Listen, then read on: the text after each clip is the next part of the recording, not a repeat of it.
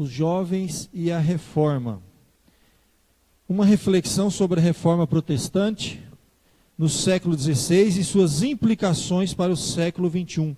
Um movimento de grande relevância para o mundo contemporâneo, especialmente para os mais jovens. Por que nós colocamos dessa forma? Nós acreditamos que este movimento que começou lá no século XVI, ele moldou o mundo atual. E eu acredito que o que nós estamos vivendo na atualidade é, sem dúvida nenhuma, não só no contexto de igreja, tá? De comunidade religiosa, espiritual, uma necessidade de voltar a esses princípios, mas a sociedade, urgentemente. Se você vê, e nós vamos ver, se Deus permitir, de uma forma bem resumida, o que aconteceu há 500 anos atrás, tá? E como que isso repercutiu em todas as áreas da nossa vida, até os dias de hoje a gente nem percebe. Moldou, esse movimento, não tenho dúvida, ele moldou o mundo ocidental, o mundo como ele é hoje. Todas as relações econômicas, social, familiar, a visão que você e eu aqui, que crescemos, o mundo ocidental, nós somos impactados por esse movimento mais do que a gente imagina. Mas vamos rapidamente aqui, primeiro os antecedentes. O que foi que aconteceu? Havia, antes da reforma, uma insatisfação, eu acho que é a palavra-chave em pesquisas que eu fiz, o que eu mais vi era isso, uma insatisfação. Muito parecido com o que a gente está vivendo hoje, percebe? Uma insatisfação política muito grande, muita corrupção, uma insatisfação com a espiritualidade. A religião dominante na época, que era o catolicismo medieval, ele não preenchia mais, ele não trazia respostas, entende? Era um fanatismo muito grande, muita corrupção. Esse foi o período que antecedeu. E o que é muito interessante, alguns chamam de uma profunda depressão espiritual que o mundo medieval estava vivendo, tá? Antes desse movimento. E que preparou essa sede que eles estavam tendo disso. Nós vimos até agora à tarde, falou um pouquinho sobre a Renascença. Foi um período que as pessoas estavam buscando, sabe? Despertamento do humanismo, despertamento para a leitura, para voltar à leitura dos clássicos e até da própria Bíblia. Interessante, isso aconteceu. O que a gente chama de antecedente. Aí você teve alguns que surgiram. Antes mesmo da reforma do século XVI, você teve os pré-reformadores. Comentamos hoje à tarde um pouquinho, vocês assistiram aí. John Wycliffe, 1325 a 1384. Ele era um acadêmico de Oxford, né? E ele foi o primeiro a traduzir a Bíblia na língua inglesa. A primeira tradução da Bíblia inteira para a língua inglesa foi feita por John Wycliffe. E ele não só traduziu, ele capacitou um grupo de missionários que saíram levando a palavra na Inglaterra. Isso aconteceu antes da reforma, estou falando 1380, 1360, 70, 80. Ele faleceu em 1384, John Wycliffe. Isso na Inglaterra. Lá na Alemanha, John Hus, 1372, 1415. Ele é considerado também um pré-reformador. Que eram? Eram pessoas que viviam dentro do catolicismo romano, mas viam que era necessário mudanças, devido à insatisfação, à sede espiritual que eles tinham. Então, John Hus foi um também que debateu, questionou algumas práticas, e todos eles foram perseguidos e mortos e condenados por tudo isso. Muito bem. Aí, quando nós falamos da reforma propriamente dita, nós temos que dividir, existem pelo menos 4 reformas. Isso é importante para a gente aplicar para os dias de hoje, as mudanças sociais e tudo mais, vocês vão entender por quê. A primeira é mais conhecida, a gente chama de reforma luterana, começa na Alemanha, né? O Martinho Lutero, ela é chamada de fato a reforma evangélica, propriamente dita, porque se você vê até hoje, o nome da igreja luterana mantém o título evangélica, as outras não necessariamente, reformada, calvinista não, mas a luterana evangélica, porque era isso. Lutero lutou pela volta ao evangelho, falava-se muito nisso, até no Brasil, as duas denominações luteranas têm a expressão evangélico. Aí você teve depois uma reforma, alguns chamam de reforma reformada ou reforma calvinista, foi na região da Suíça. Aqui foi Zwinglio, que em Zurique era a maior cidade da Suíça, né? Mais pujante até do que a própria Genebra, e depois João Calvino em Genebra, começa com Zwinglio, lá em Zurique, e depois João Calvino, que é um reformador que eu vou falar daqui a pouquinho mais sobre ele, um panorama bem rapidinho aqui. Depois você vai ter uma terceira onda, que a gente chama, a reforma anglicana, na Inglaterra, que se dá por causa de Henrique VIII, um problema no casamento, ele queria divorciar, e a Igreja Católica não permitia, ele foi lá e rompeu e criou a Igreja Anglicana. Evidentemente que por motivações erradas, tá? Mas foi interessante, porque lá na Inglaterra, ao romper com isso, houve um desdobramento. Na verdade, ali é que vai surgir depois o puritanismo, e as igrejas, por exemplo, a própria Igreja Presbiteriana, Batista, surge muito desse contexto.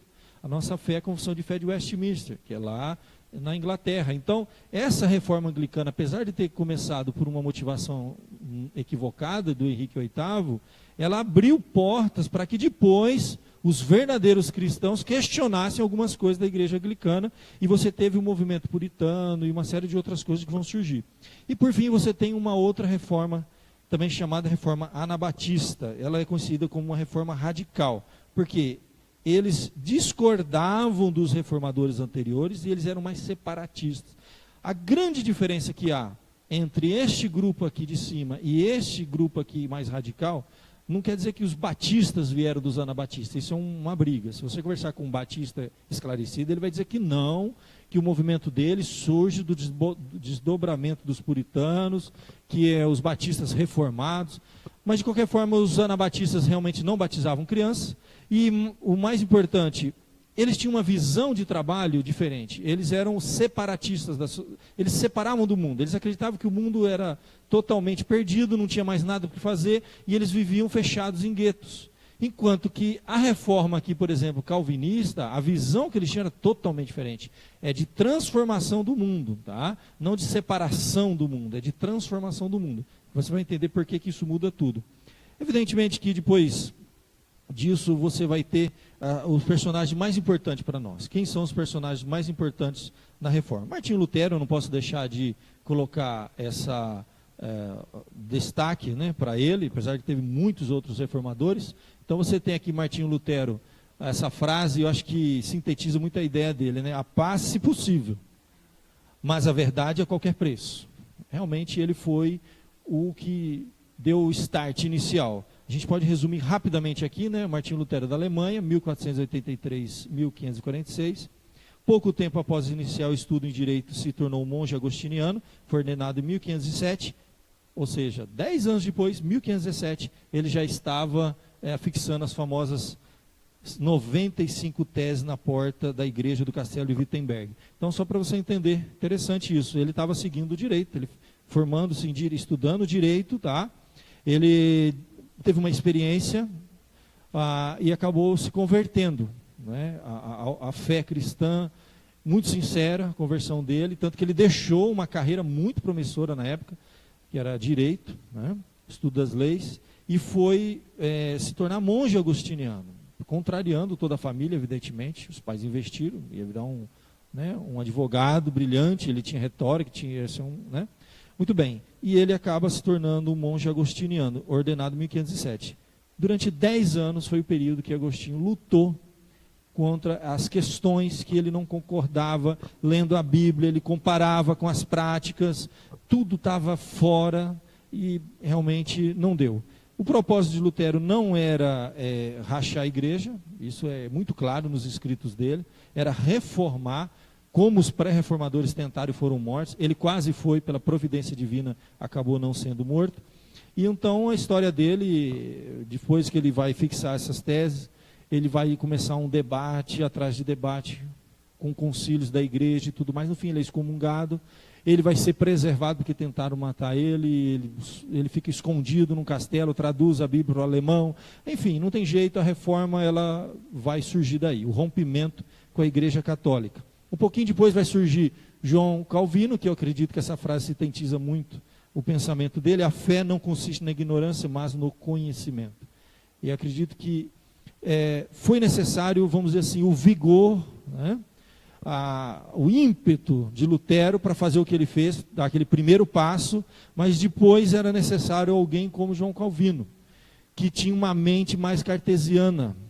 Ele organizou, ninguém fez como ele fez. Organizou a fé de uma forma sistemática, escreveu as institutas e tudo mais, que nós somos calvinistas. A Igreja Presbiteriana do Brasil é uma igreja calvinista, que tem o quê? Herdeiro da reforma protestante calvinista. Não é nem luterana, não é nem anabatista, nem anglicana, é calvinista. Nós somos adeptos dessa visão, tá? Então Calvino nasceu na França, ele é francês, 1509 a 1546. Pouco tempo após iniciar estudos em direito, ele se tornou... pode falar, meu querido.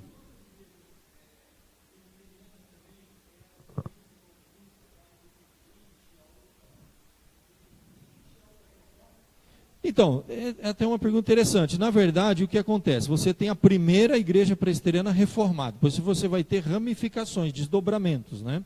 Então, a origem delas é a mesma, tá? Só que o que vai acontecer? Você vai ter, depois que elas rompem e vão se desdobrando, elas podem ter um afastamento doutrinário, teológico. Então, a igreja presbiteriana independente, a origem é a mesma. Nós éramos da mesma denominação, ela rachou num determinado período da história na nossa igreja.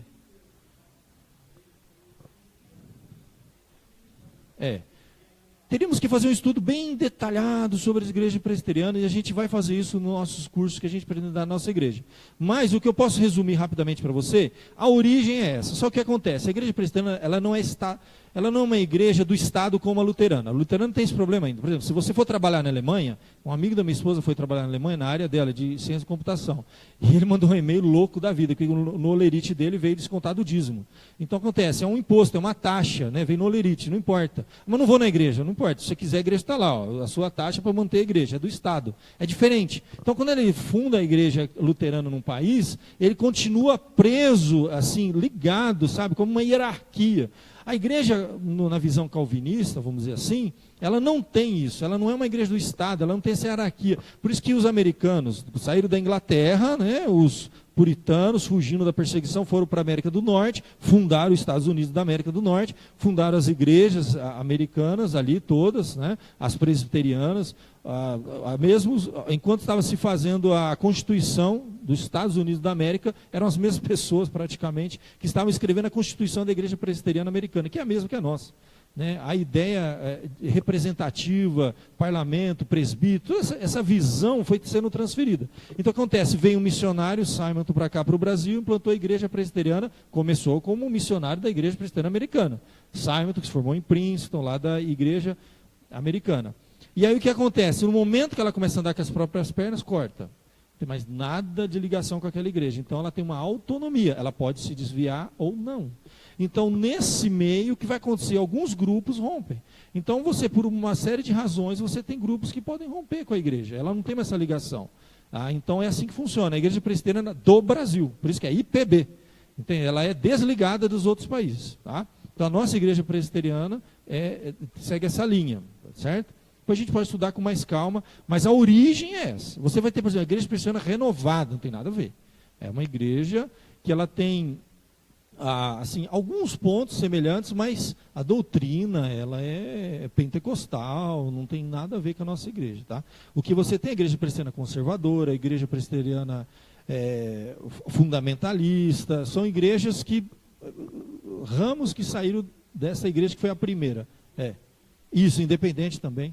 Tiveram seus motivos para ramificarem, né? Vamos desdobrarem. Bom, o ponto principal de Calvino foi quando ele foi para Genebra, na Suíça, em 1536, persuadido por Farel, vocês viram, né? Guilherme Farel, vocês viram aqui agora à tarde, rapidinho. E ali ele vai realmente fazer uma reforma. Ele não queria ficar lá.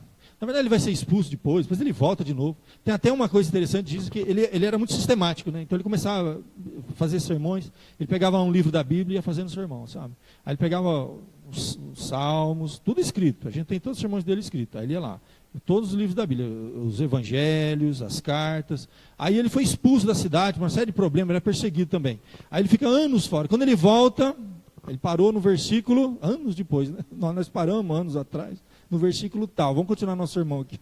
Ele era meio sistemático, assim, o pessoal conta. Mas enfim, a história dele é muito interessante. Ele veio falecer em 1554. Eu acho que a grande contribuição dele, primeiro, acadêmica, podemos dizer assim, ele deixou escrito o maior sistema, vamos dizer assim, o maior compêndio que você tem da teologia cristã, que é o Instituto da Religião Cristã.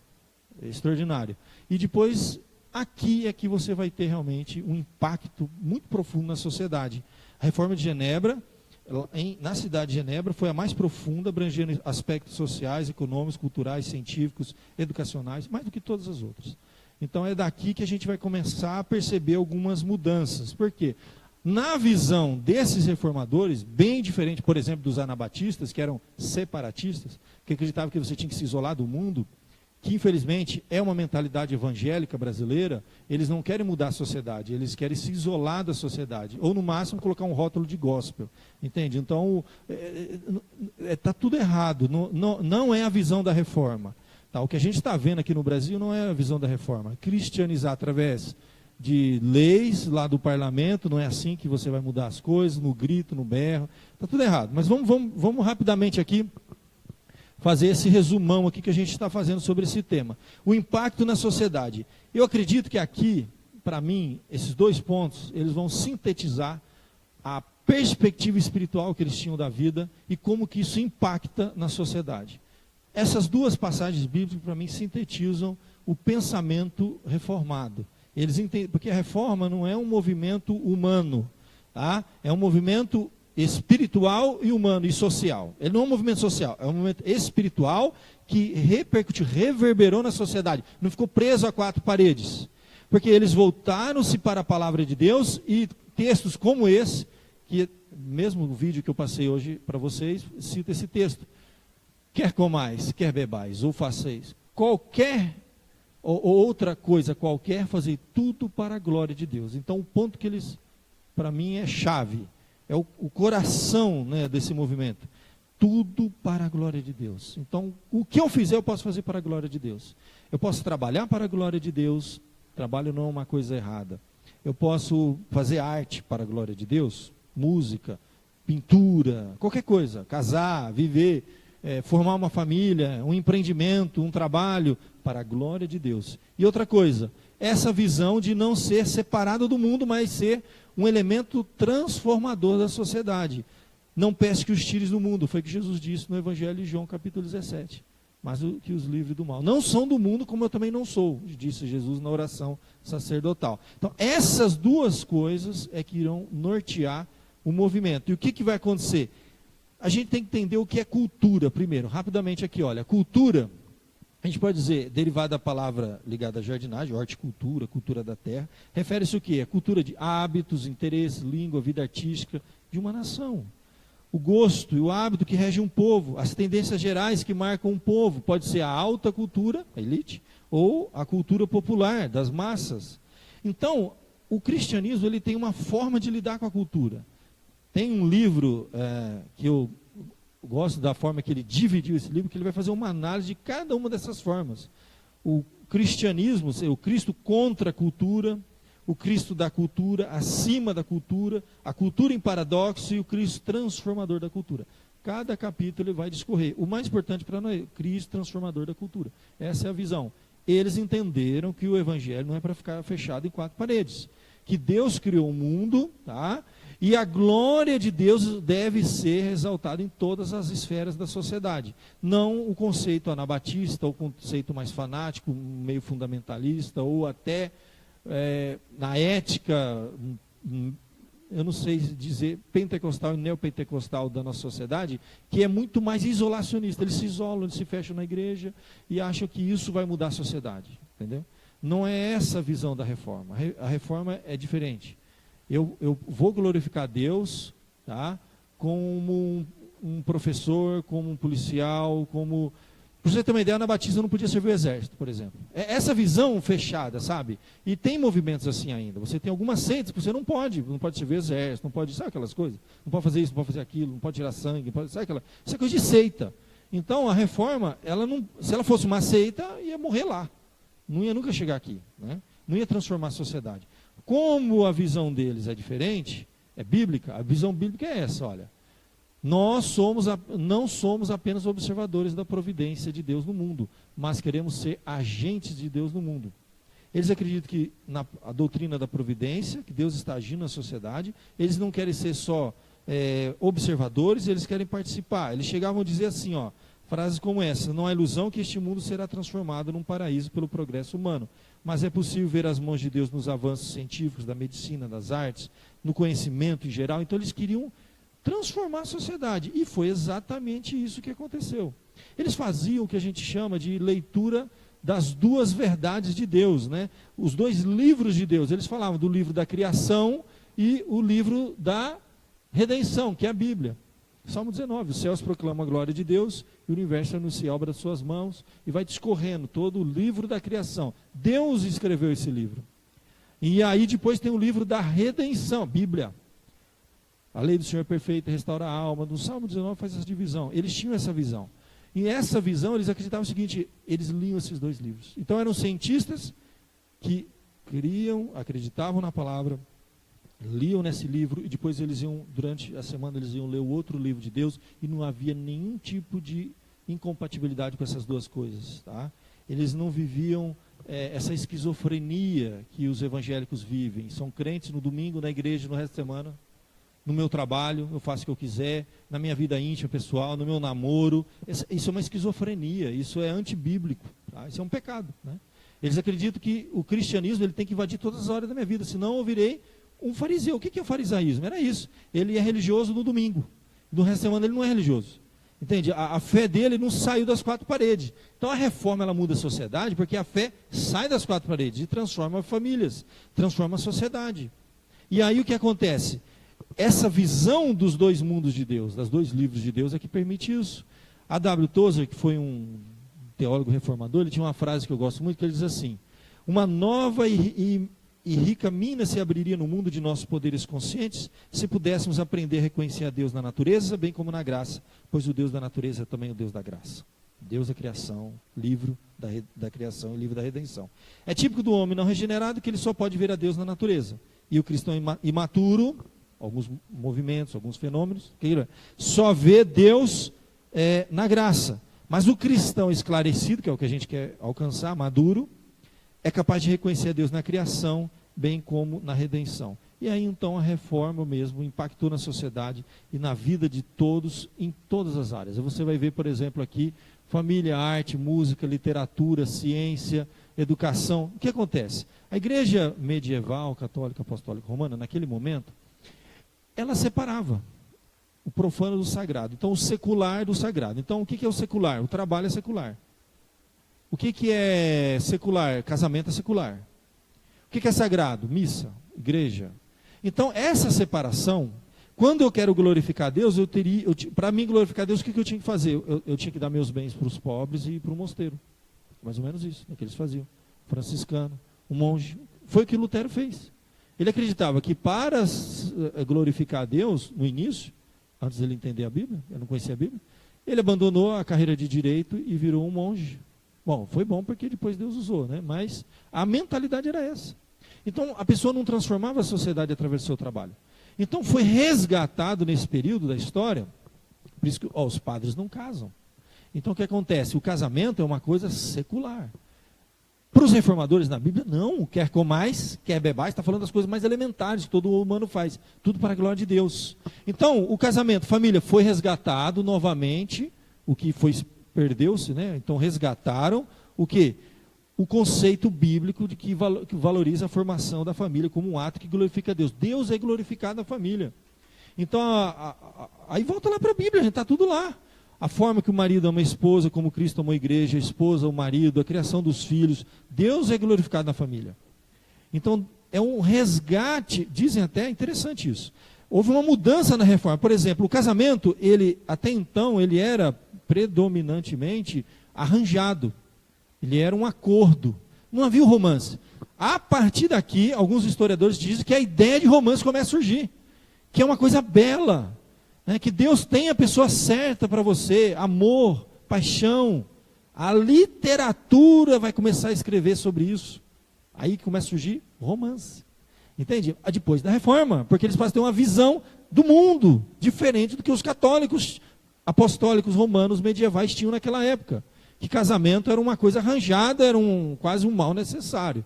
mas tinha que fazer tal, mas não, muda tudo, mudou tudo.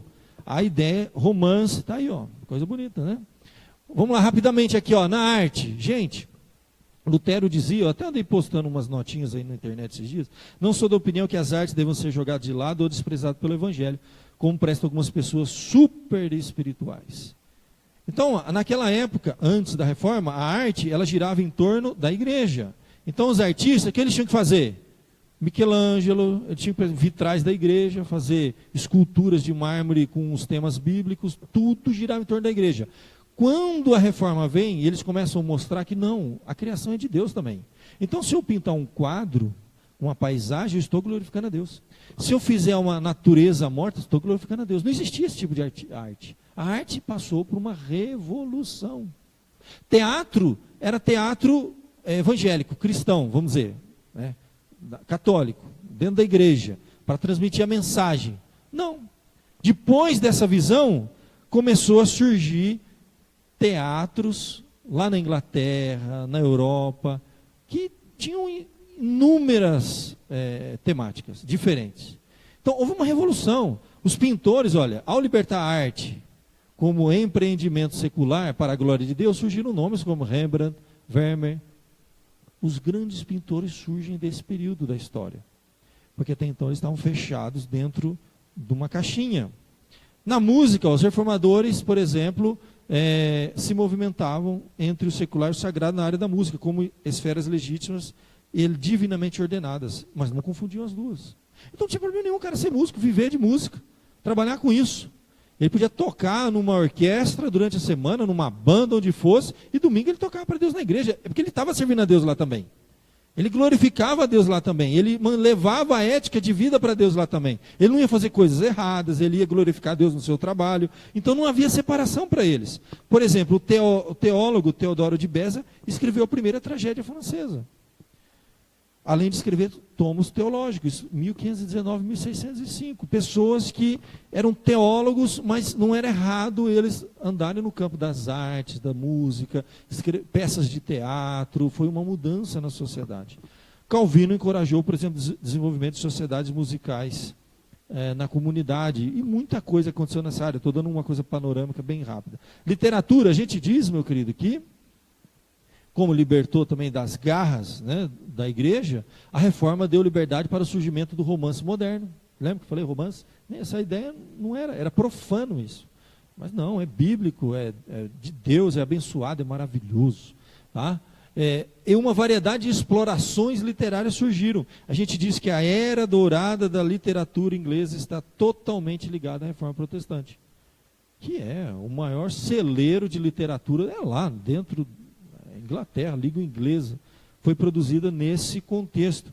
A ciência, então, nem se fala, né, gente? O que aconteceu foi uma revolução, porque a igreja travava a ciência tinha que passar no crivo da igreja, e a igreja era obtusa, ela não tinha visão. Então, os reformadores, para tudo, nós vamos estudar a criação de Deus, livre, ciência, que a gente chama de Era das Trevas, foi um período que a igreja travou. Claro, o conhecimento nunca deixa de existir, a igreja tinha católica, apostólica, romana, naquele período, formas de desenvolvimento, só que nem se compara, astronomicamente mais. Por exemplo, com o protestantismo, a ciência se libertou dos dogmas da igreja e pôde se desenvolver, surgindo grandes nomes. Olha, Newton, Isaac Newton, crente, protestante, pessoas que criaram leis, né, que desenvolveram, lançaram as bases da ciência até os dias de hoje. Kepler, Calvino, por exemplo, dizia: o estudo da astronomia não deve ser reprovado, nem a ciência deve ser condenada, porque algumas pessoas desesperadas tendem a rejeitar qualquer coisa que lhes seja desconhecida. Robert Boyle, que era um dos pioneiros da física, crente, orava para que seus colegas cientistas pudessem, de coração, render suas realizações para a glória do autor da natureza e para o benefício da humanidade. Foi uma revolução na ciência, como nunca se teve antes. Na educação, foi também uma grande revolução. Foi a primeira vez que surgiu a escola pública. Escola para meninos e meninas, não era assim, era separado. Compulsório, obrigatório, a primeira vez que surge. Então, a sociedade, eles falaram, não, nós temos que educar o povo para crescer, para a sociedade. O primeiro mundo é primeiro mundo, por quê? Por causa disso, gente. Nós estamos falando 5 séculos atrás, eles criaram a primeira escola pública no mundo ocidental, compulsória para meninos e meninas. Tá? Então eles persuadiram o governo, nós temos que ter escola para todo mundo, essas crianças para ficar ociosa aqui, aprendendo besteira. Entendeu? Eles foram estudar. Então o Lutero persuadiu o governo a proclamar a educação universal, compulsória, meninos e meninas, pela primeira vez na história do Ocidente. Foi criado um sistema de educação pública na Alemanha. Melancton, que foi um dos reformadores, junto com Martinho Lutero, exortava os professores a tomarem a vocação escolar no mesmo espírito com que tomariam o serviço na igreja. Não há diferença, gente. Eles falavam assim, ó, tocar aqui na igreja, ou pregar aqui na igreja, é a mesma coisa que tocar lá fora e dar aula lá fora. Por quê? Porque é a criação de Deus lá, a criação de Deus aqui, Deus é glorificado lá, igual aqui. John Knox foi uma revolução na Escócia, né? Em 1560 conclamou por um sistema nacional de educação pública para a Escócia. Por isso que eu digo, na verdade, o nosso movimento, ele surge ali da Inglaterra. Você tem John Knox, que vai beber lá em Genebra com João Calvino. Ele volta para a Escócia e implanta oficialmente o presbiterianismo. O presbiterianismo nasce mesmo na Escócia. E são as ilhas britânicas ali. E você tem a Escócia. Então a gente diz que a nossa linha é essa. Da tradição reformada que vão surgir as grandes universidades do mundo, Zurique, Estrasburgo, Genebra, Edimburgo, Amsterdã, Harvard, Yale, Princeton. Eu coloquei até Harvard, hoje, 28 de outubro de... acho que está completando agora, 28 de outubro, a fundação de Harvard. Eu até postei na internet, que são, não sei quantos séculos ela está comemorando agora, mas exatamente dia 28 de outubro, faz aniversário. E Harvard era o nome de um pastor, John Harvard. Esses reformadores aqui fundaram esses seminários, essas faculdades, essas grandes universidades maiores do mundo. Princeton tinha leis, ciências humanas e ciências divinas. Symington se formou em Princeton, antes de vir para cá. Então, isso aí, meu querido, sem contar, é um panorama rápido, a gente já vai caminhar para o final e passar para outra parte. A gente vai ter o louvor, vai ter a mensagem que nosso irmão preparou. A gente tem que conhecer essa história. O mundo é o que é hoje e precisaria retornar para isso, gente. É o que o Brasil está precisando, de uma reforma que comece, não por leis, de cima para baixo.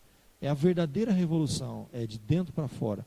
Pessoas que eram tocadas no coração, mudavam de vida. Ao mudarem de vida, elas mudam a igreja, as suas famílias e, consequentemente, a sociedade. Você já pensou um país inteiro, todo mundo querendo fazer a coisa certa? Todo mundo sendo honesto, querendo fazer as coisas direito, funcionar, sem corrupção, ou quando tem, condenando de verdade, fazendo o que tem que fazer. É uma revolução, gente. Primeiro mundo. Países que é pequenininho, é o tamanho de um estado aqui no Brasil, que não tem nada de riqueza natural.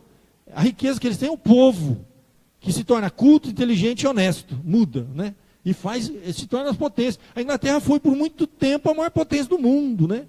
A rainha dos mares, dominava o mundo. Uma ilhazinha, rapaz, desse tamanho. Do tamanho aqui de um estado no Brasil. Você imagina um país como o nosso, né? Se passa por uma revolução dessa, em que as pessoas mudam de vida dentro para fora, se tornam honestos, justos, trabalhadores, os filhos trabalhem, estudem, uma visão, né? Transformação. Economia, gente, foi uma revolução, eu nem coloquei aqui. A Igreja Católica impedia fazer empréstimo. A juro, ela impedia. O que foi que acontecia? Sempre existiu empréstimo a juros. O que eles faziam? A Igreja Católica impede, é pecado. Então, cristão não pode emprestar para cristão e cobrar juro. Então, existiam os agiotas. Quem eram os agiotas? Isso antes da reforma. Os agiotas eram judeus, porque judeu não é cristão, ele não tem nada a ver com o Papa. Ele pode emprestar juro. Então, sei lá, no gueto judaico, na porta do gueto tinha um banco lá. Aí, quem estava sentado lá, na mesinha, no bank, judeu. Aí você lá fazia um empréstimo. Você pegava lá o dinheiro emprestado, e pagava juros quanto queria, porque é agiota. Daí que vem a palavra banco. É daí. Fiz um estudo uma vez, eu vi. A palavra banco vem de bank, que era o banquinho que o judeu ficava sentado na frente do gueto lá. Você quer emprestar dinheiro? Vai com o judeu, porque o judeu é rico. Durante séculos e séculos, você ia pegar dinheiro com ele. Eles mandavam no dinheiro, porque são donos dos bancos até hoje. O que aconteceu com a reforma? Isso já acontecia, né? Então, João Calvino em Genebra falou assim, vamos regularizar essa situação, porque isso já está acontecendo. Então nós vamos criar dois tipos de empréstimo. Tá? Havia um empréstimo para investimento, o camarada quer expandir o negócio, a costureira quer comprar outra máquina de costura, né? O cara lá faz sapato, quer comprar uma outra equipamento, quer investir. É um tipo de empréstimo com juro maior. Se é mas controlado também pelo Estado, não era uma coisa doida, como tem hoje, né? Se é por uma necessidade básica da vida, é um juro irrisório, entende? Quase não tinha juro. Então, ele criou um modelo de empréstimo que mudou a visão de mundo. E aí começou a se ter empréstimo no mundo e o mundo explodiu. Entende? Estaria para falar muito mais coisas sobre essa questão econômica, mas só para vocês terem uma ideia, como que isso mexeu em tudo. Porque tinha isso na Bíblia. Onde que Calvino tirou isso? Da Bíblia. No Antigo Testamento você tem. Você tem como você fazer empréstimo, porque o judeu fazia. Só que é uma coisa controlada, você tem, depois de um período, você tem que perdoar a dívida, toda uma regra que o Antigo Testamento tem. A ética do Antigo Testamento foi transferida para a reforma na questão de dinheiro, como lidar com dinheiro. Foi uma revolução. Então, o que aconteceu? As pessoas passaram a ter oportunidade de crescer, de prosperar. O mundo mudou. Então, meu querido, esse coração da reforma, todas as transformações culturais foram frutos diretos de uma compreensão mais clara e precisa da palavra de Deus, que não nos conclama a se isolar do mundo, mas transformar o mundo para a glória de Deus. Resumindo aqui, aquela passagem muito interessante de Lucas, quando os soldados vão questionar João Batista, eu vou rapidamente, não vou ler o texto, né? Lucas capítulo 3, verso 10 a 14, eles vão pedir orientação. Olha, nós estamos nos convertendo a Deus, e agora, o que devemos fazer? A grande pergunta. E o que foi João Batista disse? Para as multidões, ame o próximo como a ti mesmo. Princípio de vida, para a multidão.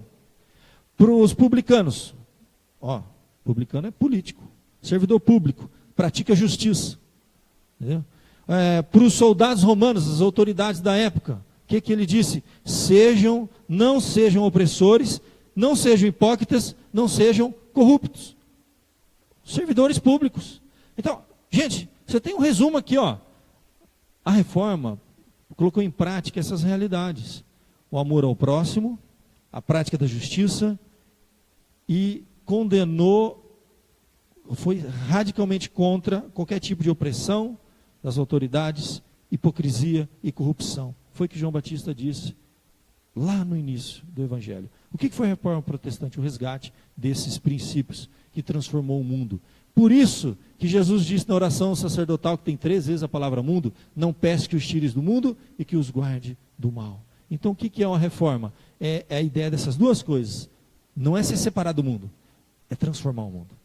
Uma vida honesta, justa, correta, sem corrupção, trabalhando, amando o próximo. Isso revoluciona. Foi a maior revolução que o mundo já viu.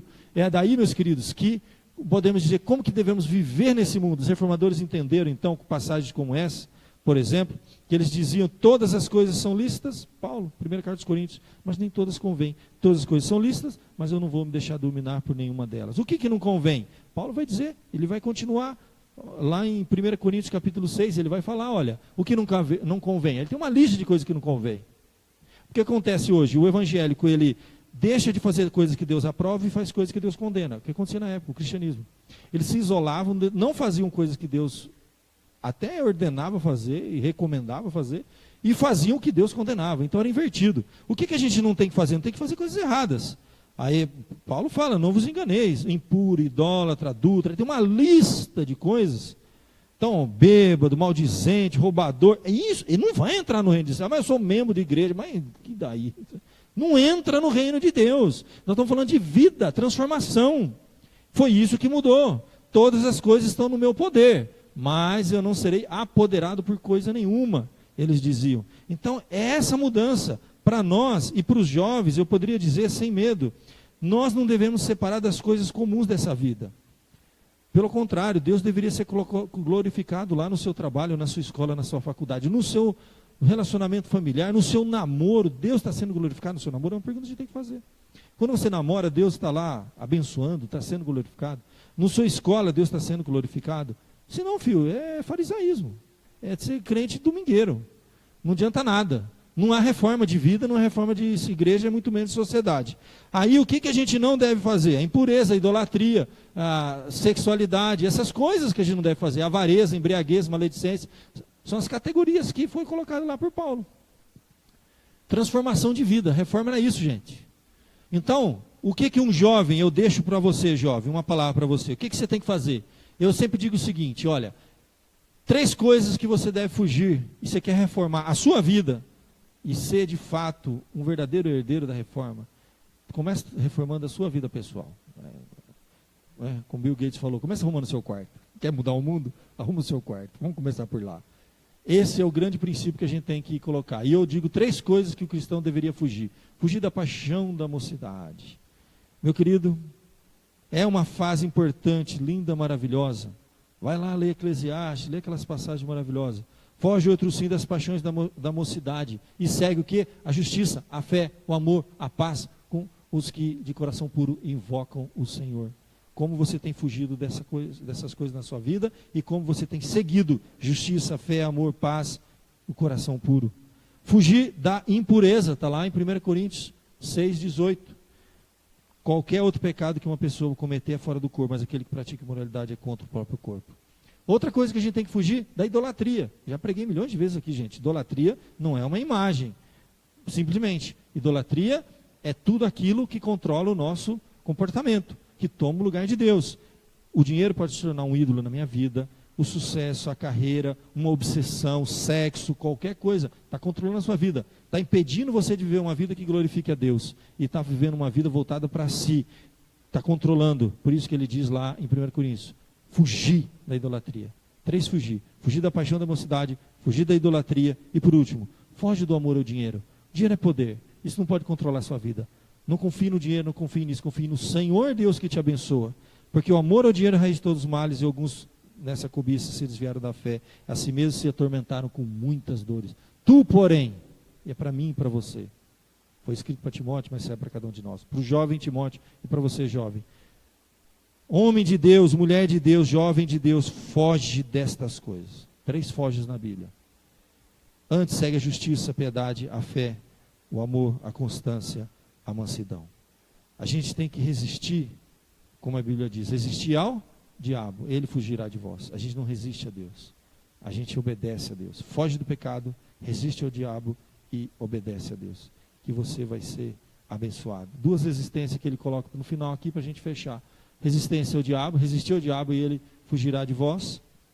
A Bíblia diz, sede sóbrios, vigilantes, o diabo é o adversário. Temos uma luta espiritual, não estamos tirando ela do nosso caminho. Fique atento a isso. E por fim, resistir nas provações, sim. Considerai atentamente aquele que suportou tamanha oposição dos pecadores contra si mesmo, para não desmaiar, fatigar, desanimar. Aí ele diz, ora, nossa luta contra o pecado não tendes resistido até o sangue. Então a ideia é de resistir. Então, meu querido, o que é uma reforma protestante? Ela começa quando Deus reforma meu coração. Foi o que aconteceu com Martinho Lutero 500 anos atrás. Com aqueles homens e mulheres jovens, crianças do passado, que levaram Deus a sério, em todas as áreas da sua vida. A grande pergunta é a seguinte, o que no meu lugar Jesus estaria fazendo? Aqui na minha escola, aqui no meu trabalho, no meu namoro. Você está vivendo um namoro como Jesus viveria? É a grande pergunta, gente. Se não está, está fora. Faça essa pergunta para você.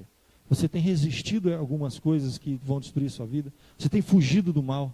Vamos fechar os nossos olhos, vamos orar. Em seguida o louvor vai vir, vamos cantar. E eu quero fechar. Eu não falei de graça. Quem vai falar de graça é o Samuel. Tá bom, Samuel? Perfeito? A gente fecha junto. Eu falei mais de lei do que de graça, se for ver, né? E ele vai fechar com uma mensagem de graça para o nosso coração. Tá bom? Vamos orar. Ó Pai, nós te louvamos pela tua graça e misericórdia, porque é maravilhoso vermos este movimento que não é apenas uma história bonita do passado, é algo que transformou a realidade, no passado, no presente.